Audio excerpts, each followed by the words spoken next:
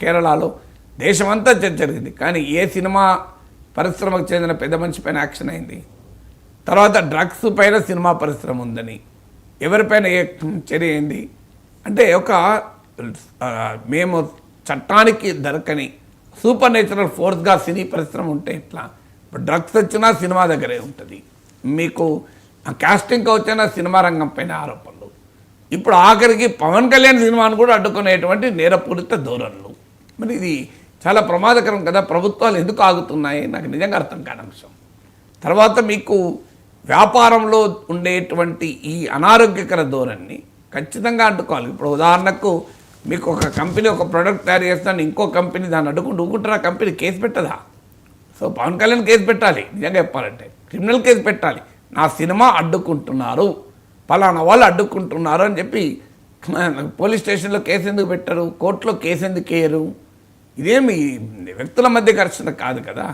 ఒక వ్యవస్థలో ఉండేటువంటి నేరపూరిత ధోరణి నిజమే అయితే వ్యవస్థలో ఉండే నేరపూరిత ధోరణి పైన అడ్రస్ చేయాల్సిన విధానం ఇది కాదు. స్టేట్మెంట్లు ఇచ్చి ఉప ముఖ్యమంత్రి ప్రకటన స్టేట్మెంట్ ఇచ్చి ఇక అల్లు అరవింద్ దిల్ రాజులకు కూడా మేము లేము అని అనడం కాదు కదా. ఇప్పుడు వారి శీల పరీక్ష కాదు ఇది.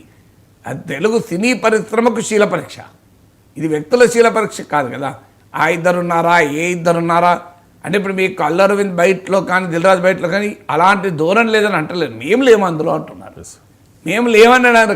సినిమా రంగంలో పెద్దలుగా మేము లేము అని మీరు సమర్థించుకోవడం కాదు కదా. సినీ పరిశ్రమలో ఈ ధోరణి ఉందా లేదా? ఇలా ఒకరి సినిమాలు ఇంకోరు అడ్డుకోవడం అనే ధోరణి ఉందా? చిన్న సినిమాలకైతే అసలు అవకాశమే ఇవ్వని పరిస్థితి ఉందా? థియేటర్ల మీ గుత్తాధిపత్యంలో పెట్టుకొని ఇష్టం వచ్చినట్టుగా ఆడిస్తున్న ధోరణి ఉందా లేదా? దీనిపైన చర్చ జరగాలా లేదా? ఇదే కాకుండా సినీ పరిశ్రమలో ఉండే అనేక రకాల అనారోగ్య ధోరణి. ఇవాళ ఒక సినిమా ప్రజలకు అందుబాటులో లేని కళగా మారిపోతుంది. వేల కోట్ల రూపాయలతో సినిమాలు తీస్తున్నారు. సినిమాలు మేము ఎక్కువ పెట్టుబడి పెట్టాం, మాకు డబ్బులు రావాలి అని చెప్పి టికెట్ల ధరలు పెంచుతున్నారు. ప్రభుత్వాలు ఉదారంగా వాళ్ళు అడగడమే తరువుగా సినిమా టికెట్లు అడ్డగోలుగా పెంచేస్తున్నారు. థియేటర్లలో చిన్న ప్యాకెట్ పాప్కార్న్కు అడ్డగోలుగా రేటేస్తారు. ఒక వాటర్ బాటిల్కు భయంకరంగా రేటేస్తారు. దీనిపైన ఎక్కడా ఎవరి చర్యలు మాట్లాడతారు తప్ప ఎవరి చర్యలు ఉండవు. సినిమా థియేటర్లలో ఉండేటువంటి దరిద్రం ఇది. మరి ఇలా మీకు సినిమా పరిశ్రమ ప్రేక్షకులకు జరుగుతున్న సమస్య ఏంటి? ఇప్పుడు హీరోయిన్ల సమస్య కాస్టింగ్ కావచ్చు, సినిమాలు పవన్ కళ్యాణ్ లాంటి వారి సమస్య అసలు థియేటర్లు అడ్డుకోవడము, చిన్న సినిమాలకు అవకాశమే లేకపోవడము, కొద్దిమంది గుత్తాధిపత్యం, కొత్త కళాకారులకు అవకాశం ఇవ్వలేకపోవడము. ఏమైనా ఆ కుటుంబాల నుంచే సినిమాల వాళ్ళు రావాలి తప్ప బయట వాళ్ళకు సంబంధాలు ఉండవు. కొత్తగా ఏ సంబంధం లేని సినిమా హీరో రావాలంటే నానా కష్టాలు పడి అనేక వలయాలు ఛేదించుకొని సినిమా పరిశ్రమలో నిలదొక్కుకోవాలి. ఒక కొత్త హీరో కానీ కొత్త ప్రొడ్యూసర్ కానీ. అందువల్ల ఈ ఎపిసోడ్ రైజ్ చేస్తున్న సీరియస్ అంశం ఏంటంటే తెలుగు సినీ పరిశ్రమలో there is lot of dirt to be cleaned. మురికి చాలా ఎక్కువగా ఉంది. దాన్ని ఉతికి ఆరేయాల్సిన సమయం అయితే ఆసన్నమైంది. దీనికి మరి ఎవరు పూనుకుంటారు? ప్రభుత్వమే పూనుకోవాలి. ఎందుకంటే సినిమా కూడా పరిశ్రమే. సో సినిమా పెద్దలు సెల్ఫ్ కంట్రోల్ చేసుకోలేనప్పుడు, స్వీయ నియంత్రణ సాధ్యం కానప్పుడు ఇంకో మార్గం ఏంటి? ప్రభుత్వమే దానికి మార్గము.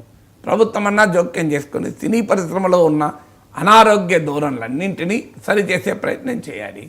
ఇది వ్యక్తిగత సమస్య కాదు కదా. హరిహర వీరమల్ల సమస్య కాదు, పవన్ కళ్యాణ్ సమస్య కాదు. పవన్ కళ్యాణ్ ఉప ముఖ్యమంత్రి హోదాలో ఉండి ఉప ముఖ్యమంత్రి కార్యాలయ ప్రకటనలు అంటే పవన్ కళ్యాణ్కి రిప్రజెంట్ చేయడు. పవన్ కళ్యాణ్ హరిహర వీరమల్లుకే రిప్రజెంట్ చేయడు. ప్రతి తెలుగు సినిమాకు రిప్రజెంట్ ఈజ్ ఇన్ గవర్నమెంట్ కదా. అది మర్చిపోతే ఎట్లా? అందువల్ల ఈగో క్లాషులు. సినిమా వాళ్ళు మేము లార్జర్ దెన్ గాడ్ అనుకుంటారు. మేము దేవునికన్నా ఎక్కువ అనే భావన సినిమా వాళ్ళలో చాలామందిలో ఉంది. సామాన్యుడికి మేము అందుబాటులోనే ఉండమని. ఆ సామాన్యులు సినిమా చూస్తేనే వీళ్ళు సెలబ్రిటీలు అవుతారు. కానీ వీళ్ళు సెలబ్రిటీలు అయ్యాక మాత్రం సామాన్యుడి పైన సారీ చేస్తామంటారు. ఆ సినిమాల్లో వచ్చేటువంటి కంటెంట్ పైన గోల, ఆ కంటెంట్ ఇష్టం వచ్చినట్టుగా స్మగ్లర్లను హీరోలు చేస్తారు. దానిపైన వివాదాలు మనం చూసాం. ఇద్దరు పవన్ కళ్యాణ్ మాట్లాడని చూసాం. అందులో పర్సనల్ తగాదాలు. అసలు ఏంటి ఈ మురికంత ఏంటి కదా? ఆలోచించాలి కదా. దీన్ని ఎప్పుడో క్లీన్ చేయాలి కదా. ఇంత అద్భుతమైన కళ, విశ్వనాథ్ లాంటి కళా తపస్సులను సృష్టించినటువంటి రంగం కదా, మహానటుల్ని నటీమణుల్ని సృష్టించిన రంగం కదా, అవన్నీ పోయాయి కదా. పోయి ఇలాంటి చెత్త గొడవలతో సినీ పరిశ్రమ కూరుకుపోతే అది తెలుగు కళామ తల్లికి అవమానం కదా. ఉప ముఖ్యమంత్రి పవన్ కళ్యాణ్ కార్యాలయం ఇచ్చిన ప్రకటనలో సినీ రంగం కూటమి ప్రభుత్వం